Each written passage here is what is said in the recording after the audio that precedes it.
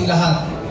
Siguro dahil malapit na dumating si Governor Manong Chavit Singson, medyo i-shortcut natin yung ating programa. Nais ko lamang bigyan ng rationally yung pagtitipon na ito. Ang pagtitipon na ito ay maliwanag. Ang nakasulat dito na ito ay isang soft launching noong One Bank Samoro Coalition. Ibig sabihin po nito, pagbubuklod-buklod ng iba't ibang organisasyon, mga national scope na organisasyon ng mga Muslim. Sila po ay nagsama-sama. Sila ay malakas na titindig sa issue ng korupsyon at katiwalian.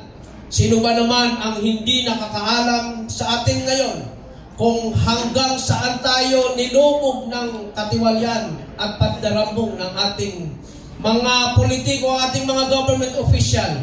Alam nyo na po kung sino-sino sila, mula sa baba hanggang sa pinakamataas. Kaya nais po namin ipakita na ang Bangsamoro sa pamamagitan ng One Bangsamoro Coalition ay malakas na maninindigan, malakas na mananawagan, malakas na maniningil sa ating pamahalaan. Ganon din sa ating mga opisyal ng gobyerno, congressman man, masenador man yan, masekretary man yan, mapresidente man yan. Kami ay tumitindig ngayon kasama ng sambayan ng Pilipino na magpapahayag ng aming salubin at mga hinanaing, magpapahayag ng aming mga kaalaman sa mga pandarambong at katiwalian na nangyayari sa ating bansa sa panahon ngayon.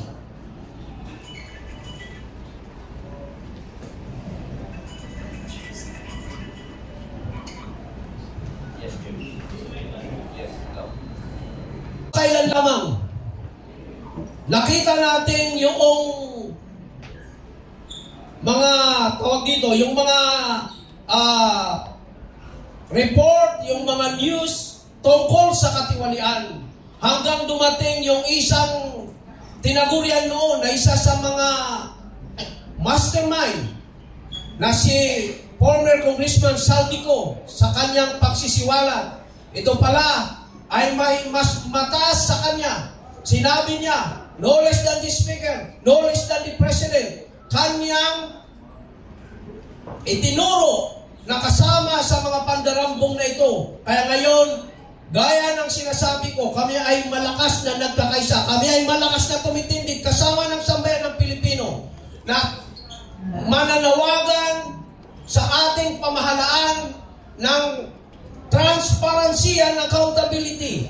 Dahil hanggat hindi nagsasabi ng katotohanan, ang Presidente, ang dating Speaker of the House, ang mga sakop ng mga senador, gayon din yung mga gabinete na nandiyan ngayon sa Malacanang, kasama yung mga nag-resign na gabinete ni Pangulong Presidente Marcos, hanggat hindi sila nagsasalita, walang makukulong, walang titigil sa paniningil sa kanila para ikulong itong mga mandarambong na ito. Nakita natin nitong mga nakarang araw, halos lahat ng mga grupo, Christian man, Muslim o lumad, nagkakaisa. Sila ay nananawagan ng isang transparency and accountability. Ang tanong ngayon, hanggang kailan tayo mananawagan sa kalsada?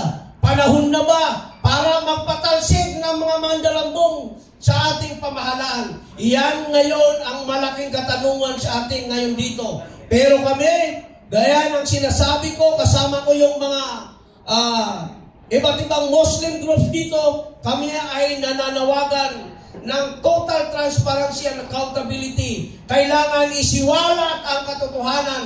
Kailangan ikulong ang tunay na mandarambong. Sino man yan, ma-presidente man yan, may speaker man yan, congressman man yan, o senador. Pag nagkasala, kailangan ikulong at kailangan managot.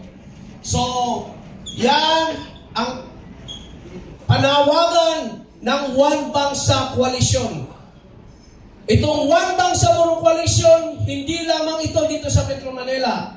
Ito ay hanggang sa Mindanao. Mayroon kaming mga kasamahan mula Sulu hanggang Apare na kung saan para sa kaalaman ng lahat, ang mga Muslim ngayon sa Pilipinas ay umaabot na ng more than 10 million.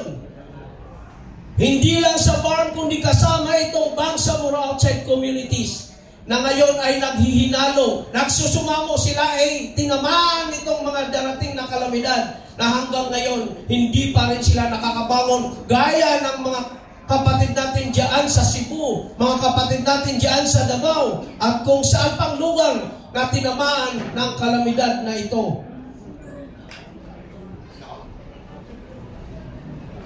Ako magpatuloy, nais ko lamang bigyan ng daan itong mga kaibigan natin dito na magsalita kahit maikli lang. Hinintay natin yung ating mahal na Governor Manong Chapit Singson. Siguro mga 1 to 2 minutes, mag-umpisa tayo dito sa bandang kanan.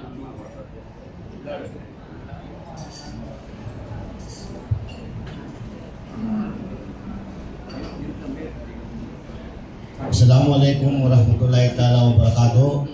Magandang umaga po sa ating lahat. Ako po si Kasim Candido mula sa Bangsamoro Against Corruption Movement. Ang Bangsamoro Corruption Movement ay nakikiisa sa sambayan ng Pilipino sa tuloy-tuloy na panawagan laban sa korupsyon. Itong mga nakaraang buwan ay sinimulan ang mga investigasyon sa Senado upang magtanong sa mga kontraktor, mga opisyal at iba pang kawani ng DPWH patungkol sa anomalya sa flood control project sa ilalim ng taon ng budget 2025. Sa kasalukuyan ay mahigit kumulang 472 flood control projects ay pawang ghost flood control projects ayon sa DPWH. 25% hanggang 70% na budget ng flood control projects ay nasayang dahil sa korupsyon ayon sa Department of Finance. Sa bisa ng Executive Order number 94 ay nilikha ang Independent Commission for Infrastructure o ICI upang mag-imbestiga sa mga anomalya at katiwalian sa mga proyekto sa flood control at iba pang pambansang infrastruktura sa nakalipas na 10 taon. Ang pangunahing mandato nito ay tiyakin ang pananagutan laban sa tamang paggamit ng kaban ng bayan. Maging ang ombudsman ay nagsampa din ng mga kaso laban sa ilang kawani ng DPWH. Sa kabila nito, patuloy ang panawagan ng mga Pilipino. Marami-rami na rin mga pagkilos ang nakita natin. Marami-rami na rin pagkilos ang nagpakita ng pagkadismaya at galit ng mga Pilipino sa kadahilanang wala pa rin napapanagot mula sa Administrasyong Marcos at sa mga kaalyado nito sa Kongreso na nagpasa ng taon ng budget noong 2025. Kung kaya't tayo sa Bangsamoro Against Corruption Movement, kasama ng bawat Pilipinong nananawagan na panagutin ang lahat ng mga opisyal ng gobyerno na nakibahagi at naging instrumental sa pagbalangkas at pagpasa ng budget na nagbigay daan sa anomalya ng flood control. Wala tayong dapat kilingan. Ang ating panawagan ay panagutin ang lahat ng nagkasala at nagnakaw sa kaban ng bayan. Maging siya ay si Pangulong Marcos Jr. na pumirma upang maisabatas ang General Appropriation Act ng 2025 o ang dating chairman na si Saldico ng House Committee on Appropriation, kasama na rin ang dating Speaker Romualdez na nagsilbing liderato sa pagbalangkas ng maanumalyang budget. Higit sa ano pa man, ang panawagan natin ay para sa pananagutan. Sa ngalan ng pananagutan ay tungkulin natin bilang mga Pilipino ang hilingin sa mga nanunungkulan. Public office is a public trust na ang soberenya ay nasa kamay ng bawat Pilipino, na sila ay halal lamang ng taong bayan at maaaring tanggalin sa kanilang mga pwesto sa pamamagitan ng pagpapatupad ng probisyon ng saligang batas. Ganon din sa mga nananawagan o nagpapalutang sa ideya na revolusyonaryong gobyerno. Bago ang pagiging caretaker ng pamahalaan ay ang isang personalidad. Marapat lamang siguro natin ipabatid at ipaalaala sa mga nananawagan nito na meron tayong legal na proseso na nanaayon sa ating konstitusyon, partikular na ang order of succession. patuloy tayong titindig bilang paalaala sa mga namumuno at para sa pananagutan, panindigan at protektahan ang konstitusyon. Ilang beses at maraming beses na rin natin narinig sa mga balita na sinasabi o instruction ng Pangulong Bongbong Marcos, instruction niya sa ICI, instruction niya sa Ombudsman, na kung saan tayo dadalhin ng ebidensya ay dapat nating sundin. Dapat nating sundan kung saan tayo dadalhin ng ebidensya. Kaso ang ebidensya ay nagtuturo papunta sa kanya. Kaya ang Bangsamoro Against Corruption Movement ay nananawagan, tama na, sobra na, ikulong na. Maraming salamat po.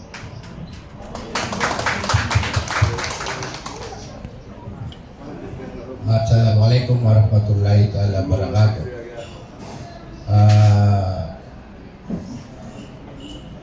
Hindi lang po ang aking masasabi dahil basa natin ito si brother. So sa akin lamang, aming samahan ng Paranaque Muslim Jamaah Federation ay dapat ang nagkasala sa batas ay dapat makulong. Yun lang po, maraming salamat po sa inyong lahat.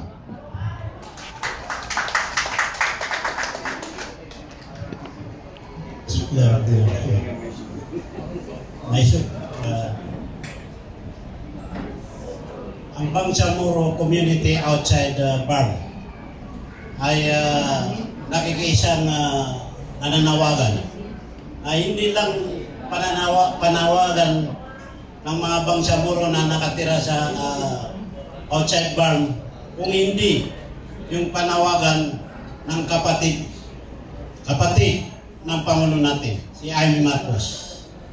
Ading, uwi na tayo sa Ilocos. So yun ang sinusuportahan natin. Pangulong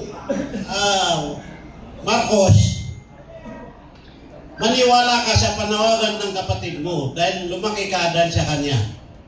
So, sinusuportahan natin dahil alam natin na nagsalita na yung kapatid mo. So, kung anong sinasabi niya, panawagan sa lahat ng mga Muslim, lahat ng mga Pilipino, sinabi sa lahat ng mga Pilipino na panawagan sa Malacanang na yun din ang sinusuportahan natin. Pinapaniwala namin dahil hindi niya kayang sabihin ninyo kung walang katotohanan. So yan lang po. Maraming salamat sa inyo.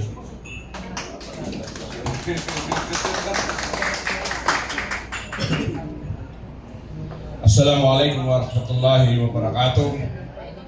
Isang mapagpalang araw po sa ating lahat. Ang United Muslim Leaders of Luzon Federation ay nakasuporta, full support sa ating One Bangsamoro Coalition sa soft launching ngayong araw.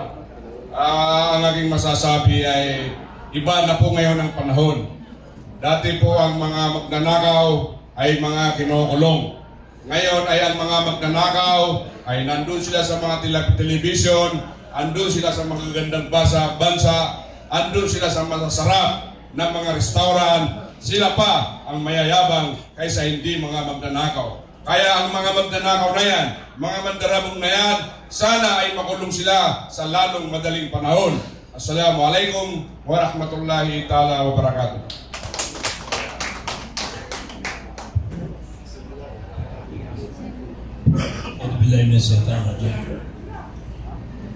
Bismillahirrahmanirrahim.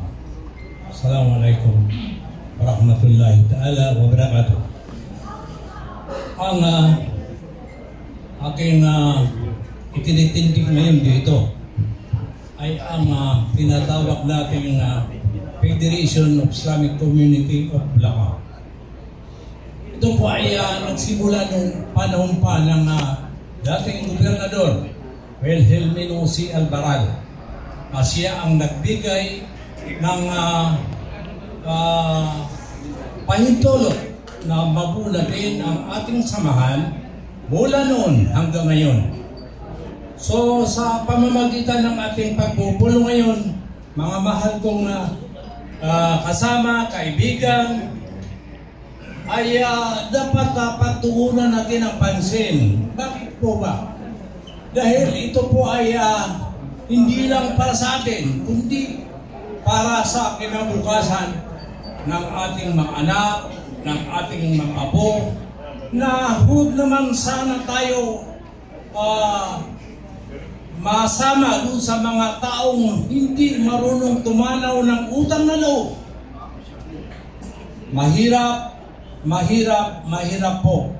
So ang paninitigan natin, dahil nandito ang ating Pangulo ng Wangbansa Coalition, si Alan Malangit, suportado po ang buong samahan ng Federation of Islamic Community ng Bulacan at ang aming mga kasamahan. Maraming salamat po sa inyo.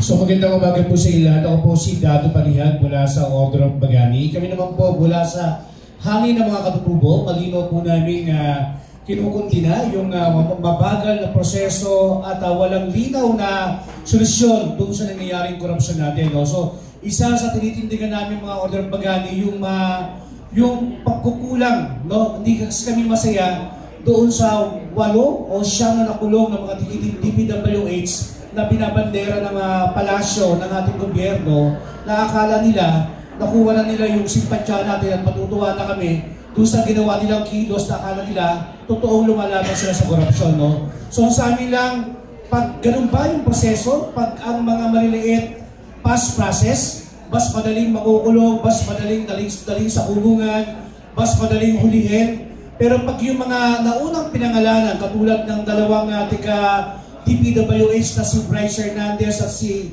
Henry Alcantara kasama si Yusuf Bernardo at yung mga ilang na pangalanan pa na diskaya ay hindi pa rin nakukulong. Ano ba tawag doon? Due process? Yung pa rin ba ang pinagkakaiba ng ating gobyerno sa kasulukuyan ngayon? Pag mahirap ka, pagka naging utusan ka lamang ng mga nasa taas na to, past process. Pagka nasa gobyerno ka at kaalyado ka, due process. So ganun ho yung nangyayari ngayon sa kasulukuyan. Hindi po kami masaya sa nangyayaring hakbang ng gobyerno na sinasabi ng Pangulo na may makukulong. Mas masarap po kung makulong yung mga unang pinangalanan. Ano ho bang iniba doon sa mga pinangalanan na mga witness at ni ex-Congressman Saldico? Binanggit naman din sila. So sa amin lang dito bilang mga katutubo, gusto namin magkaroon ng malinaw na sabi nga ng panawagan nga natin, transparency at accountability. Dapat lahat managot.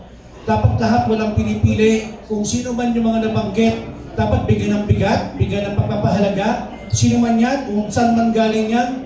Kung kay Congressman, ex-Congressman Saldico, kung ating pong babalansin, nung hindi pa ho nag-iingay itong mama, nakita ho natin kung gano'n nila pinapahalagahan.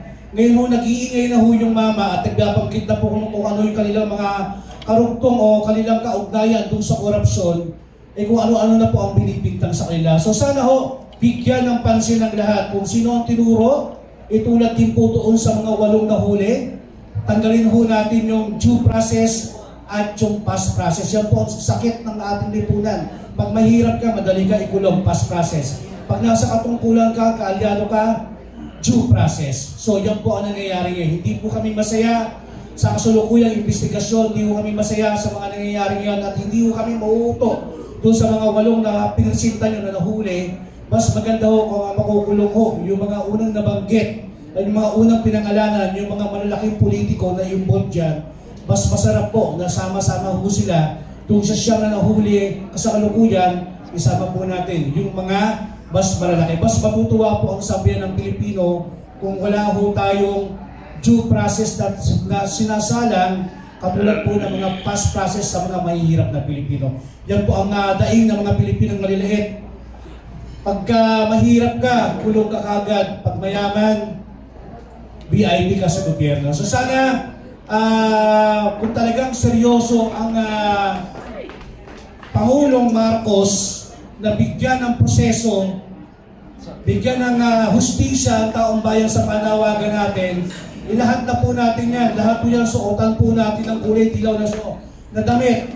Ikulong po natin ang dapat ikulong. Baka magbago po ang isipan ng sambayan ng Pilipino sa gobyerno ito. Pero sa kasalukuyan, Hindi ko kami masaya sa ipinirsinta dahil naniniwala ko kami na sa ngayon, magkaiba ang past process at due process. Maraming salamat po sa inyo lahat.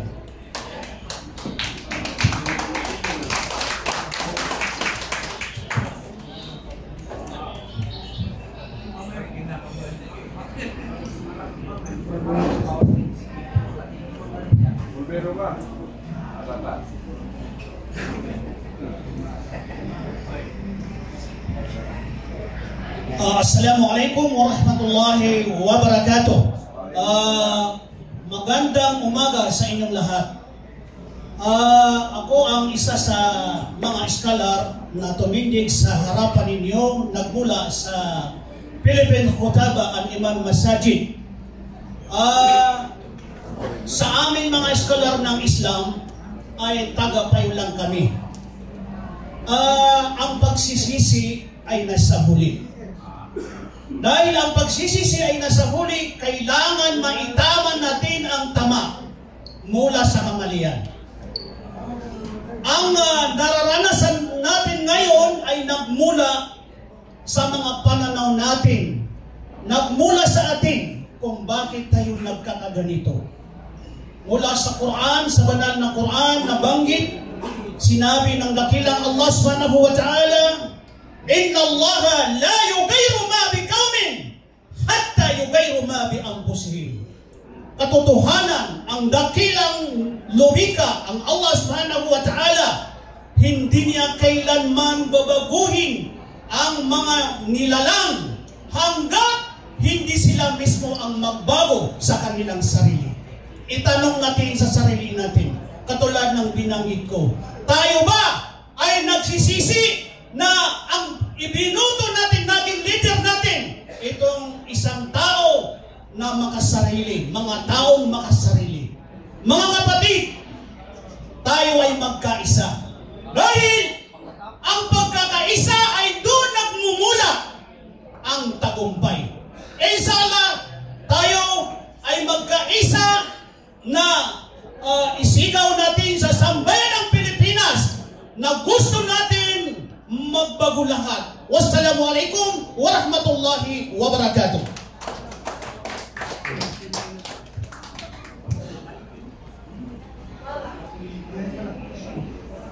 Assalamualaikum warahmatullahi wabarakatuh. As a president of Mobile Dawah of the Philippines, my dear brothers and sisters, fellow countrymen for truth, justice and nation building, today we stand together not merely as citizens of the Philippines, but as guardians of integrity, protectors of moral values, and carriers of responsibility for the next generation. Corruption has long been a wound in our country.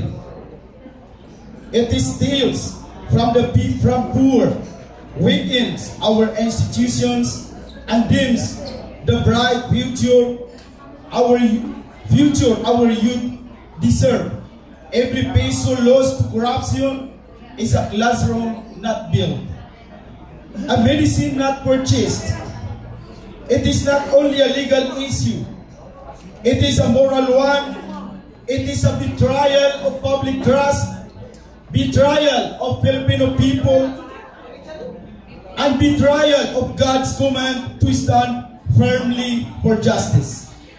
As member of the Mobile Dawah of the Philippines, our mission is not only to spread knowledge, compassion, and guidance, it is also to embody honesty, humility, and responsibility.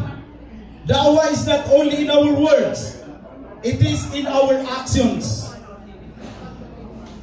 It is in how we treat public resources. It is in how we uphold fairness even when no one is watching. It is in how we raise our voices against wrongdoing even when it is uncomfortable. Today, I call on every Filipino Muslim, Christian, and all people who treat God well goodwill to join this movement for transparency and accountability.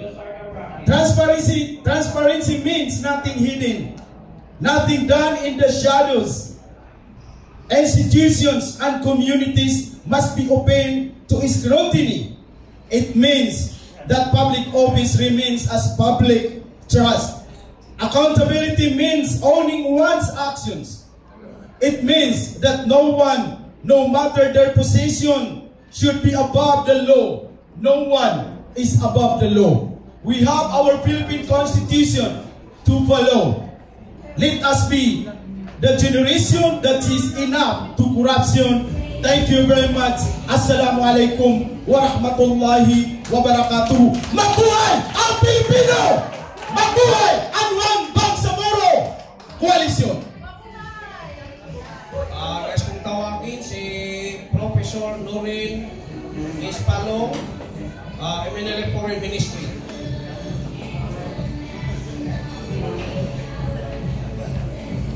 Pagkatapos nito, aakyat na yung ating guest. Bismillahirrahmanirrahim. Alhamdulillah rabbil alamin wa bihi nasta'in fil umuri dunya wa din. Allahumma shalli ala sayyidina Muhammad wa ala alihi wa ashabihi ajma'in. Assalamualaikum warahmatullahi wabarakatuh. Magandang umaga po sa ating lahat. Una-una ako'y nagpapasalamat sa convener ng One Bangsamoro Coalition for inviting me despite short notice lang po, kaninang umaga lang ako natawagan. Nandito tayo para makiisa. I was here since November 16. Dala-dala namin yung Moro National Liberation Front when we joined the rally in White Plains na pinanawagan ng United People's Initiative. Ano naman po ang ambak namin bilang isang revolutionaryong kilusan na matagal nang nagigibaka upang bigyan ng magandang pamumuhay ang bawat isa. With the theme, with the title dito sa launching na ito, for transparency and accountability, nandyan din po kami. Dadalhin po kayo sa Mindanao. Ano bang ginawa ng administration na ito sa atin, sa Bangsamoro? Kaya natin ang gusto, kahit nasa Metro Manila tayo, nasa Cebu tayo, nasaan-saan man tayo, lupalok ng mundo, Bangsamoro pa rin tayo. Dito ba? So, masalit sa atin. One more. Yung ginawa po sa bar, pinalitan ng overnight. Can you repeat again? Pinalitan ng overnight yung chief minister natin, napakalaking insulto sa atin.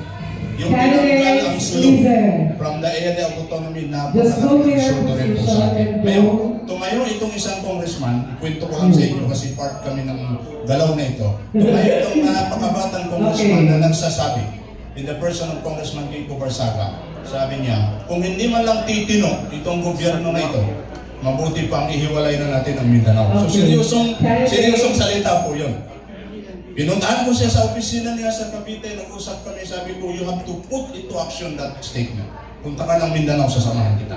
Umikot po kami noong November 13, 14, 15 upang konsultahin ng Bangsamoro. To our surprise, nangunguna pa ang Davao nagsasabi na mag-independent na dapat ang Mindanao. So seryoso po tayo dito. Bakit? Kasi gagawin lang po tayong collateral nitong gobyerno na ito. Mas malalim pa dyan sa corruption na yan, mas malalim pa dyan sa iba pang mga issue na nakikita lamang natin sa labas. Ang usapin ng warmongering against China. Mantakin mong chief of staff natin nagsabi, hold the line in 20 days, in 30 days, darating ang tulong. Ganun na ba mentality natin? Kaya natin ng China? Sa tingin nyo ba ay magbibenepisyo tayo kung magpapakawal tayo? Kami po sa MNLF, hindi ganun ang paniwala namin. Kaya, we are against that. Pangalawa, yun pong hakbang na gagawin na naman ng gobyerno, gagawing sovereign guarantee ang ating mga mina sa Mindanao. Sovereign guarantee, ginagawa na po nila ito. In fact, yung Area 10 ng Sulusi ng ating oil ay na-award na sa isang napakalaking kumpanya. Ano ibig sabihin nun? Ninakaw nila ang pera, babayaran nila, minerals po natin ang kukunin. So tayo, sa Bangsamoro, una kami sa MNLF, ang panindigan po namin, huwag naman tayong baruhin na lang.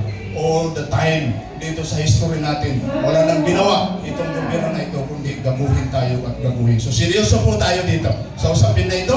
Inshallah subhanahu wa ta'ala, maaari natin pag-usapan ito sa ibang level na kami sa Moro National Liberation Front, maliban dyan sa mga agreement na natapos na hindi naman tinupad ng gobyerno, meron na po kaming hakbang na gagawin at iangat na po namin ito sa United Nations Decolonization Commission. Inshallah subhanahu wa ta'ala. Assalamualaikum warahmatullahi wabarakatuh.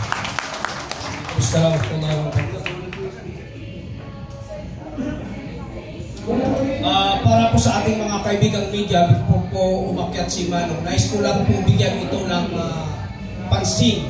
Itong mga nananawagan na magkaroon tayo ng isang transition council, may mga nananawagan din na magkaroon ng isang military junta. Ang One Bangsa po ay malakas na tumututol sa mga kahalintulad na panawagan, sapagkat ang sa amin po sa One Bangsa, ang aming gusto ay sundan kung ano man yung daririyan sa ating saligang batas. Huwag po tayo lumayo, dahil kapag tayo ay lumihi sa ating konstitusyon, mangangamba tayo na tayo ay magkakaroon ng isang malawakan at malaking constitutional crisis. Kaya kami po sa One Bangsa ay nagalak noong magpahayag ng kahandaan ang ating Vice Presidente Sara Duterte. Kanyang sinabi, kung sakaling bumaba sa pwesto o mawala ang Presidente Marcos, siya ay handang pumalilig bilang Pangulo ng Pilipinas. So amin po kinagalak yun dahil alam po namin na ito ang nasa ating saligang batas. Inuulit ko, ang One Bangsa Coalition ay hindi sumasang-ayon sa ipinapanawagan na magkaroon ng isang transitional council o yung iba pang uri ng military junta na mamumuno sa ating bayan.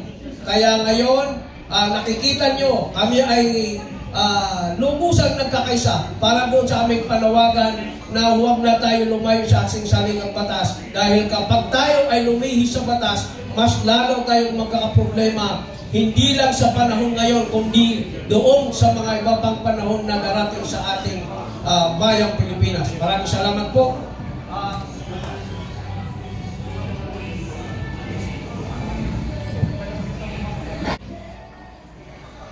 Patuan.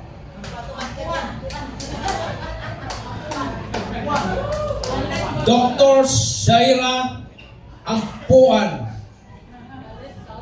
isang tanyag na profesor.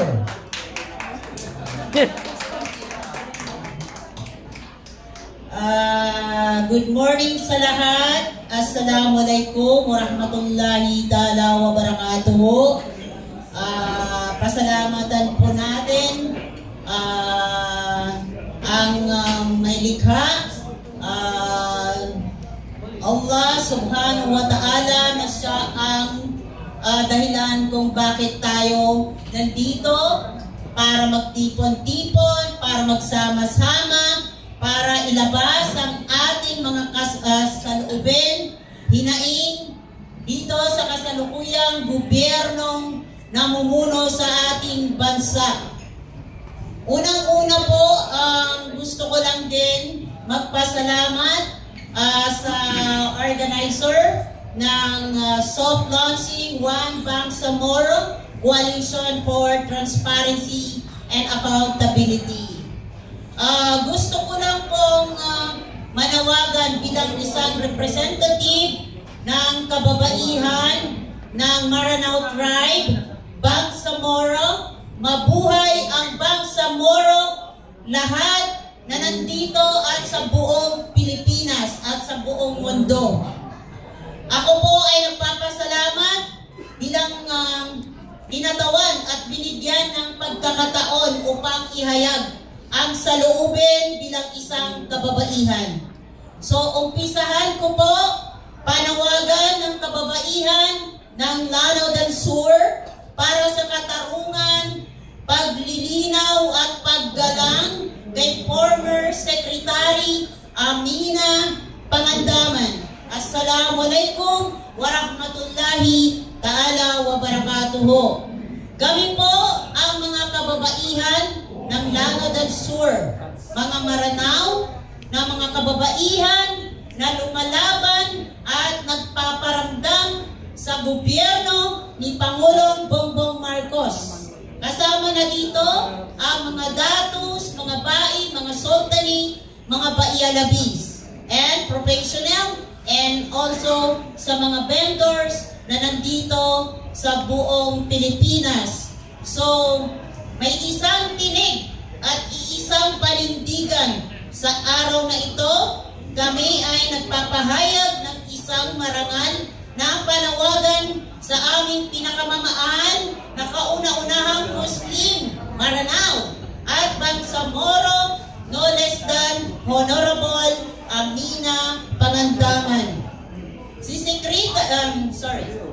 Secretary Amina ay hindi lamang opisyal ng pamahalaan. Para sa amin, siya ay simbolo ng pag-asa ng kababaihan na may integridad at unang Maranao na umabot sa isang napakataas na antas na serbisyo o publiko sa isang kwento na ipinagmamalaki namin sa henerasyon ngayon at sa mga darating pang henerasyon. Ngunit sa nakaraang linggo, kami ay nababahala, nasasaktan kami sa mga paratang at intriga at pagdawit sa kanyang pangalan kaugnay sa usaping flood control.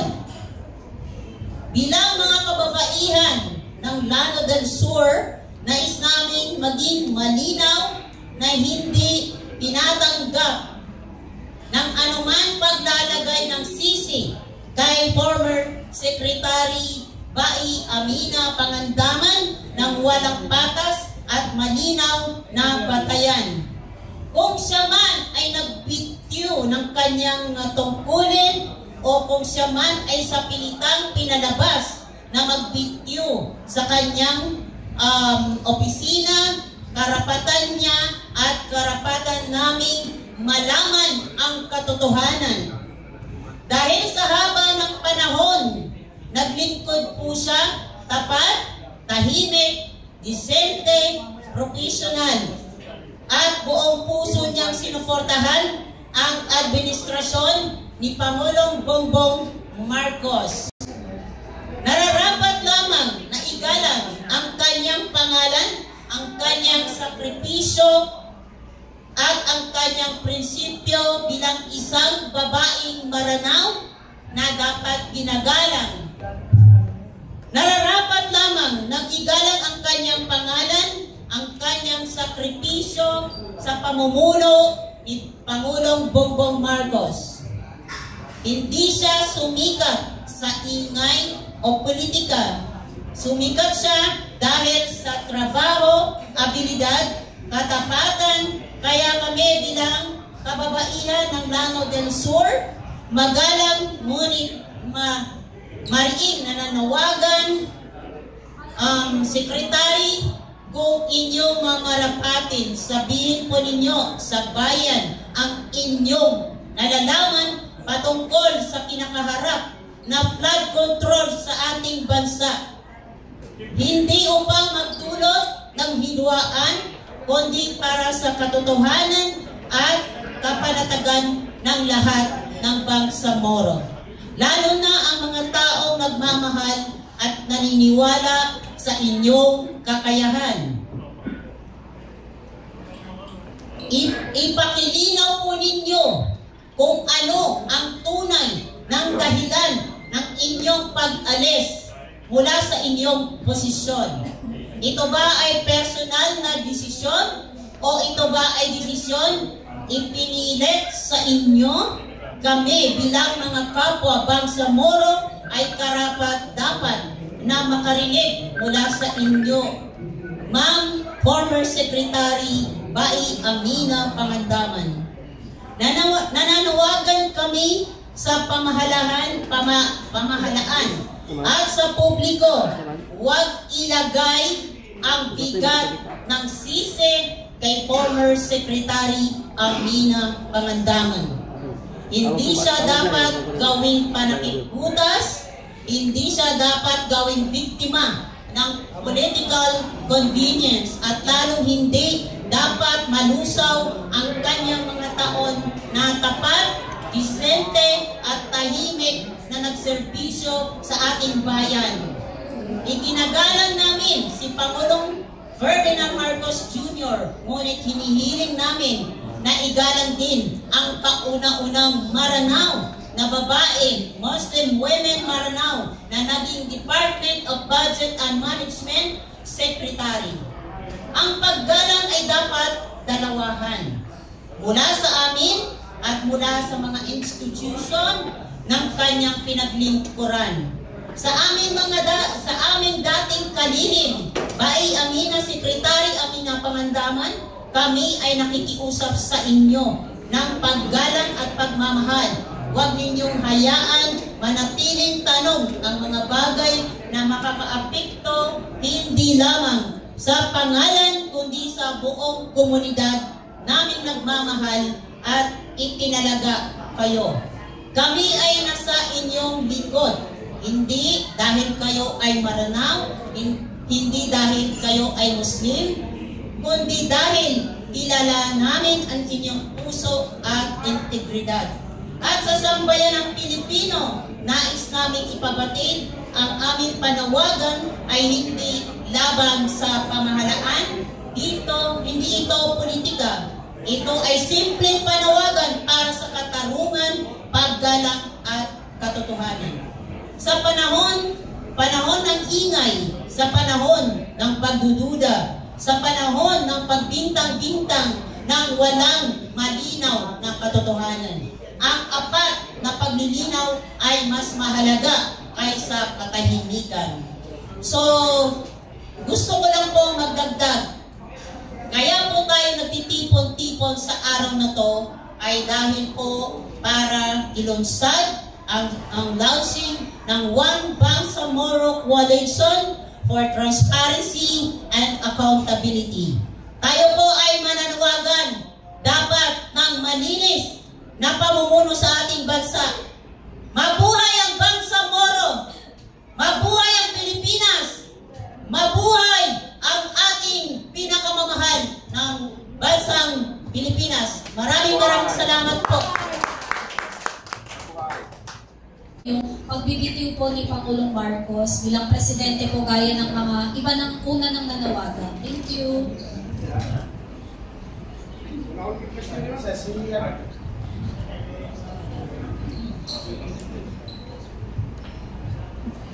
Ang marinig po namin pinapanawagan kasi narinig naman natin sa mga balita na sinasabi ng Pangulo, instruction niya sa ICI, instruction niya sa Ombudsman, kung saan tayo dadalhin ng ebidensya, dapat sundan natin. Kaya ang panawagan namin, tama na, sobra na, ikulong na. Dahil ang ebidensya ay papunta mismo sa Pangulo. Sa Pangulo, sa dating Speaker, at kinanta na rin ito, ikinanta na rin ni Saldi ko. So ang panawagan namin, dapat mag-resign na siya.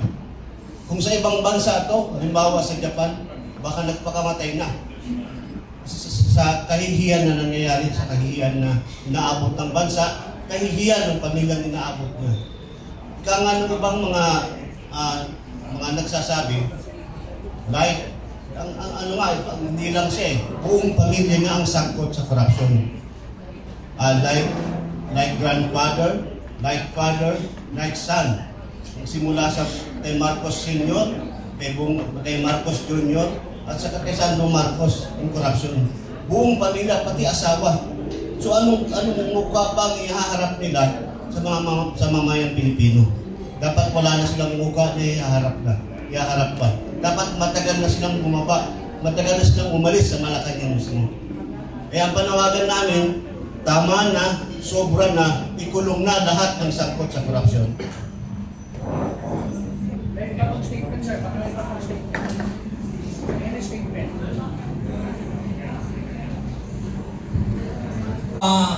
Karugtong po ito sa katanungan ng ating mahal na mga taga-media.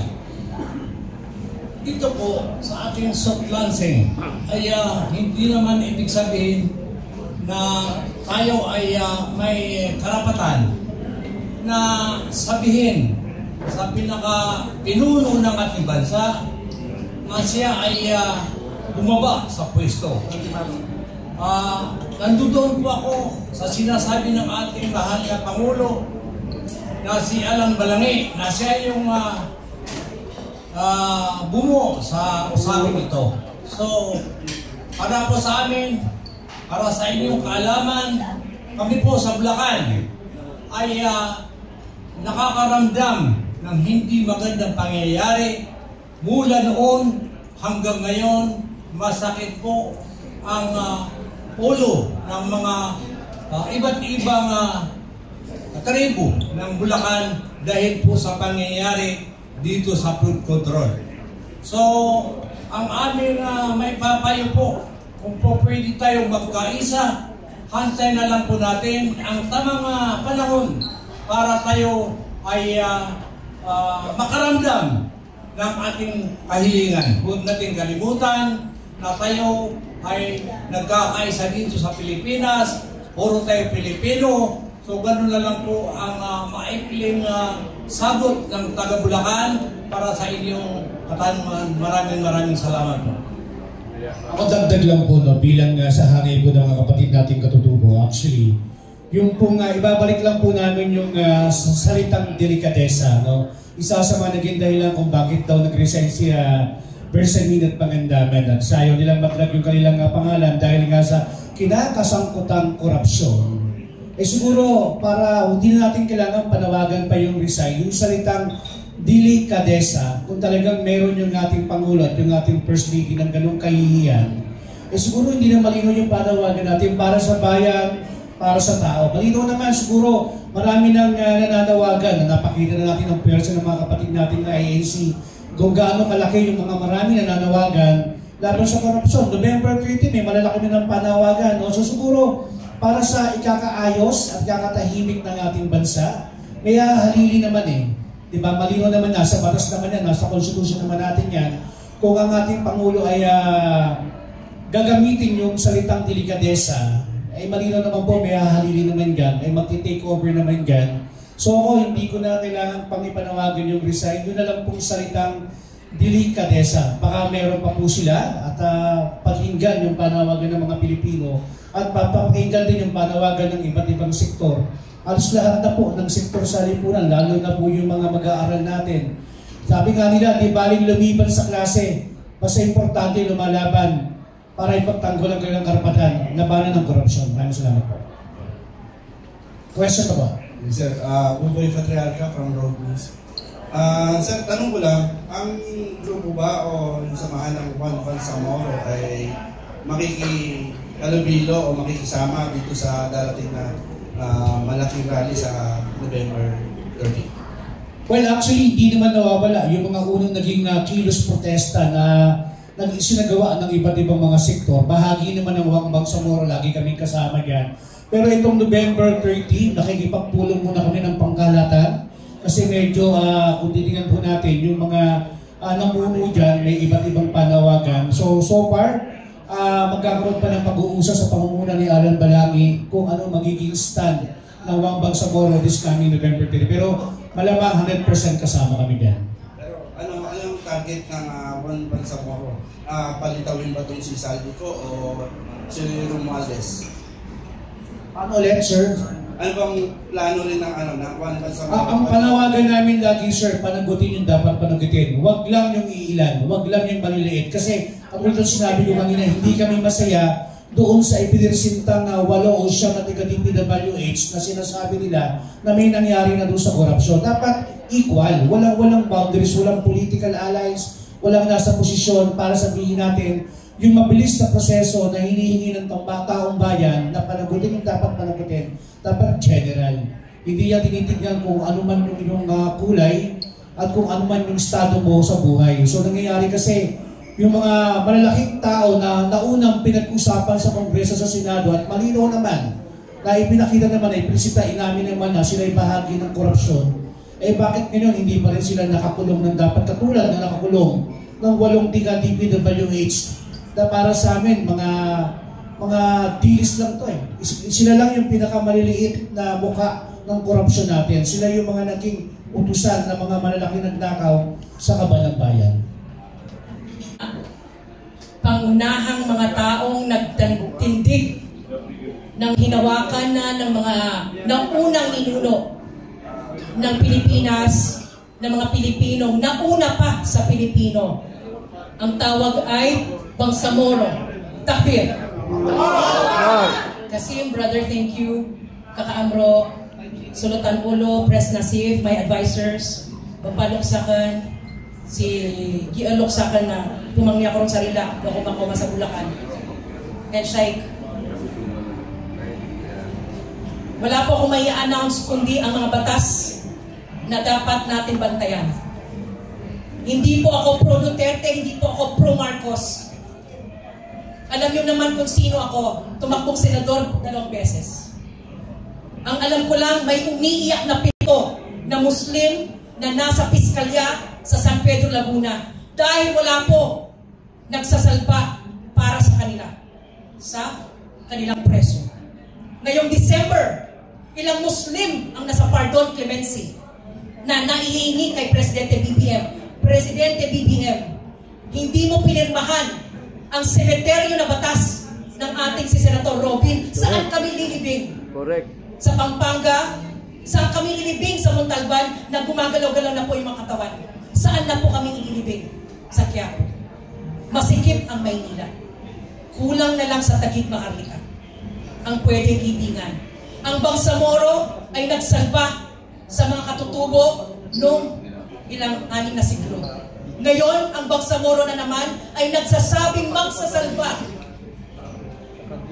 Magsasalba para sa trabahong anti-korupsyon, para sa halal na paggugobyerno, pagkain na kinakailangan ng mga bawat pamilya. Walang kulay. Walang kulay, walang kulay. Pero ngayon ay na kay Senator Robin Padilla po ako. Yung mga batas na kinakailangan po, pakibasa naman po. Yung mga imam nasa 4th floor ngayon, sa Aberdeen Court ngayon, parehong hotel ngayon. 200 pesos allowance. Make-up artist, 2,000. Pero sa imam na kailangan doktor sa puso, wala po silang specific job order appropriation, allocation. Kung nakikinig rin ng OPARU, sa oras na kinakailangan ang imam, Marawi Siege, sila po ang nagbigay puwang na hindi mag-suicide ang napakarami. Kaya po, Sheikh, Loksakan, Topaakan, Sulutan. I am not announcing that I can run for Senate right now, but I am going to consider seriously to run for the 3rd time if the Bangsamoro wins. Okay, tawpik ang kano Manisa. Maranaw po pasin TV. Kasi sila muna ang aking pinapaalaman. Kung mamarapati nila. Sa aking mga kapwa Pilipino, 5 milyon kayong naniwala sa akin. Salamat po. Hindi po nagtatapos ang laban ng mga maliliit na tao. Nagrarally sila mga iglesia. Pero kami po, hindi pa nagkakaisa, mga Muslim. Kaya siguro, ang mga Bangsamoro nag-iisip ngayon through the One Bangsamoro Coalition. Ako po rin ay nag-iisip, saan na ba ang ating bansa? Si Senator Robin, alam niyo na kung saan siya. Siya po ay nagkakaisa at nag-iisa rin tumatambay sa Hague, Netherlands para kay Presidente Digong at VP Sara. Ako naman po ay nasa trabahong para sa batas ninyo. Kinakailangan ng madrasa ng batas. Kinakailangan ng halal ng appropriation. Kailangan, Sir Alan, ng suporta sa mga aktivistang gaya nila, medical aid. With this, maraming salamat, Alan. You are the Jihad Takbir embodiment, ambassador, kami sa buong mundo, sa Muslim countries, continue to fight. Hindi natapos ang peace talks. Ang peace talks ay nasa mga grupong nagpapalaban, halal dapat ang gastusin, huwag ihalo sa korupsyon, dapat po, tama, i-identify ng totoo ang programang kinakailangan. Assalamualaikum warahmatullahi wabarakatuh.